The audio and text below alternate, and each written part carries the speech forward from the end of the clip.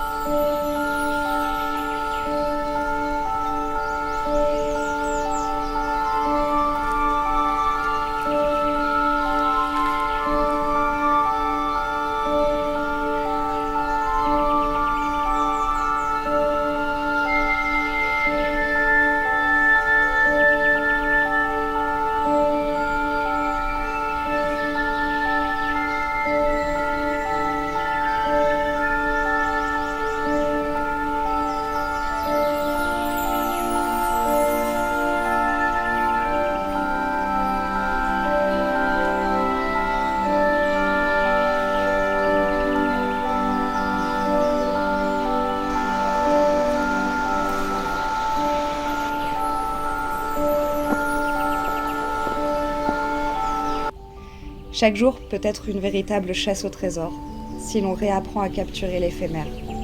La beauté d'un rayon de soleil, le sourire de la caissière, la grâce d'un oiseau venant se poser sur le rebord de la fenêtre, l'odeur de la mousse humide des sous-bois, la douceur des draps sous lesquels on se glisse le soir venu, la chaleur d'une tisane, le message d'un ami.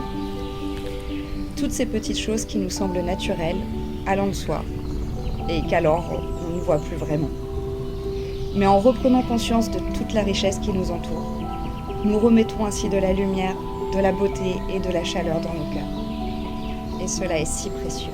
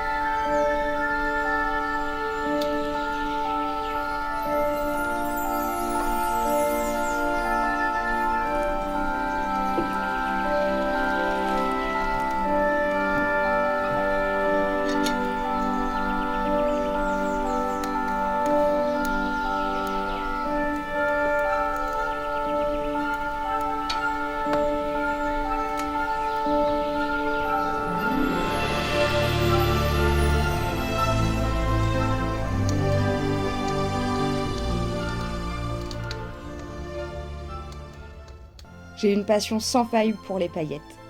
Elles ont cette capacité à illuminer mon cœur en une fraction de seconde. Les couleurs, les matières et les textures me fascinent. C'est pourquoi je veille à m'entourer de celles qui me plaisent particulièrement dans mes objets du quotidien. J'apporte un soin particulier à chiner, à me laisser surprendre par de petites pépites au milieu d'un fourbi général lors des vides-greniers par exemple. Je prends le temps, petit à petit, de créer ma propre décoration, via des peintures ou des créations réalisées avec mes petites mains. Ces moments me sont extrêmement précieux.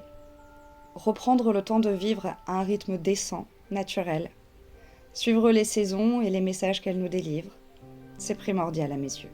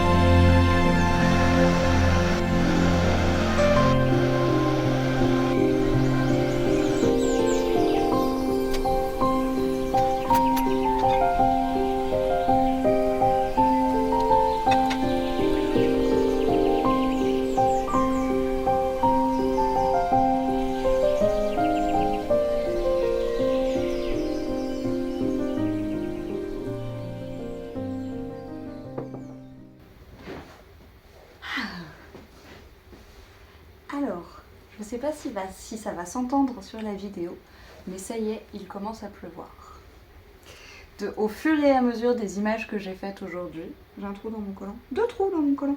Ah, tant pis. Au fur et à mesure des images que j'ai faites aujourd'hui, le temps s'assombrissait de plus en plus et ça faisait vraiment un effet cocooning qui était trop chouette. Et ce matin, j'ai pu aller me balader en forêt où là, il y avait des rayons de lumière, des éclaircies et c'était juste absolument merveilleux de prendre ne serait-ce que quelques rayons de soleil parce que c'est vrai que ces derniers temps, il a tendance à vraiment faire gris et on manque un petit peu de vitamine D. Un chouïa quand même. Mais bon, au moins il pleut, la nature en a besoin, c'est une très bonne chose.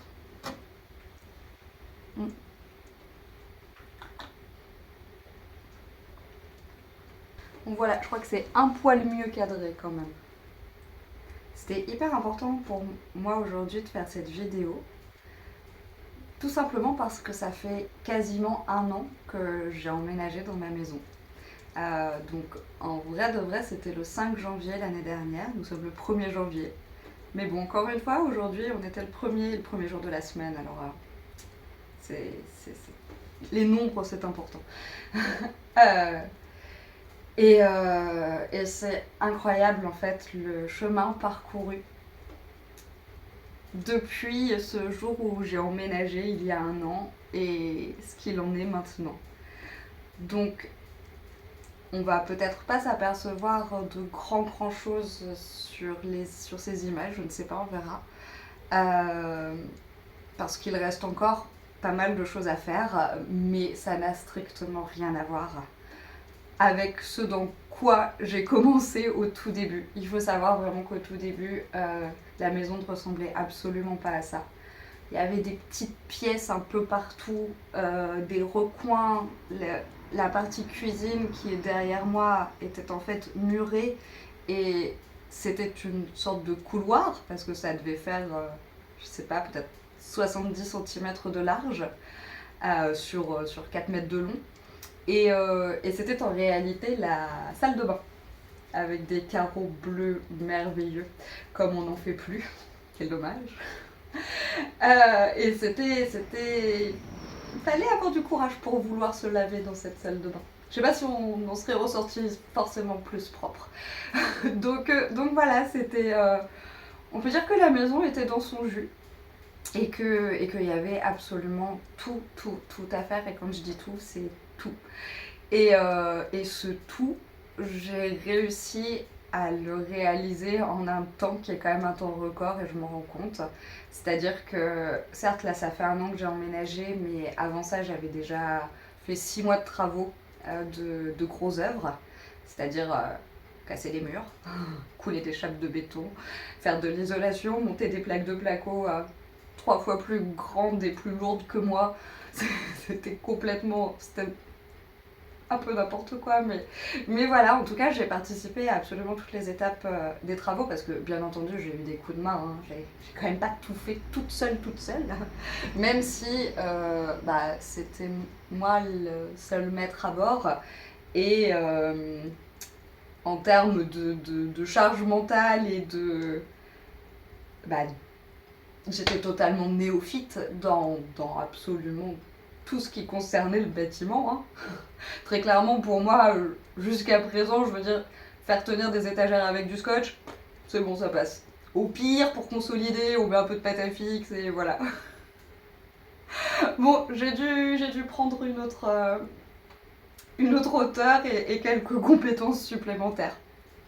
Mais c'était une grande aventure. Ça n'a pas été toujours que des moments de plaisir. Hein. Mais dans la totalité et avec un petit peu de recul, enfin franchement c'était génial. Ça m'a permis aussi de... Et ça c'était très important pour moi au début, je souhaitais véritablement qu'il y ait plein d'énergie dans cette maison. Que cette maison puisse être vivante, accueillante, chaleureuse et qu'on puisse y sentir la joie. Et, et il se trouve que puisque de nombreux copains sont venus donner la main ici et là, elle est remplie de tout un tas d'énergie et ça n'a pas de prix quoi, c'est vraiment extraordinaire. Et donc je suis extrêmement reconnaissante de tout ça. Et il faut savoir que du coup quand j'ai débarqué l'année dernière, parce que je tenais absolument à emménager le plus rapidement possible, parce que le temps la transition qui a eu lieu pendant quelques mois, ça avait été, la solution que j'avais trouvée avait été celle de retourner vivre chez mes parents. Et il était grand temps que je parte. Et du coup, je tenais absolument à emménager le plus tôt possible. Et j'ai du coup emménagé dans les gravats. Parce que très clairement, dans cette pièce principale là, il y avait encore des plaques d'OSB et des bouts de ferraille, des morceaux de placo, des trucs X et Y disséminés un petit peu partout. Il y avait des sacs de ciment, des sacs de chaux, il y avait du plâtre, il y avait de l'enduit, enfin il y en avait au large et il faut savoir également que je n'avais pas d'évier et que je n'avais pas d'eau chaude. Et que du coup, alors j'économisais énormément l'eau, hein, et j'avais une sorte de bassine comme ça, rectangulaire, qui en fait est juste une bassine où normalement je faisais mon enduit dedans, donc voilà, c'était très classe. Et j'avais un robinet d'eau froide que j'ouvrais pour pouvoir faire ma maigre vaisselle là-dedans. Et il faisait un froid de canard et il y avait une poussière phénoménale. Je pouvais rien toucher, je pouvais pas laisser un objet ou que ce soit parce que le truc finissait dans un état, sinon c'était... Et je me dis que je me suis quand même infligé ça et qu'en même temps j'étais tellement heureuse d'être chez moi. Mais tellement heureuse et je me rends compte que tout au long de ce processus, j'ai vraiment été portée et habitée par une gratitude qui était présente, mais véritablement tous les jours. Même s'il y a eu des moments où clairement je pensais que j'allais baisser les bras, j'étais au bout du rouleau, j'étais épuisée physiquement, psychologiquement. C'est un travail titanesque que je suis venue réaliser là. Et en même temps, vraiment à chaque moment du processus, il y avait cette gratitude, wow, on a quand même encore fait ça aujourd'hui. Oh, merci, mais merci. Et, euh, et moi, j'avais dit qu'il y avait une règle dans cette maison, Et cette règle, allez, on peut dire deux, ces règles, c'était pas de mort et pas d'accident. Voilà, c'est tout ce qu'il y avait à savoir. Le reste, je me dépatouillais. À chaque problème, sa solution, voire même je disais à chaque problème, ses solutions. Par contre, c'était clair, net et précis, pas de mort et pas d'accident. Et ben ma foi, tout le monde a véritablement respecté ces règles-là. Et moi, je suis persuadée également, mon fort intérieur, que j'ai été soutenue par d'autres énergies, on va dire, d'autres présences, et notamment par l'énergie de la maison. Parce que j'ai tout de suite senti que j'étais véritablement accueillie dans ces lieux.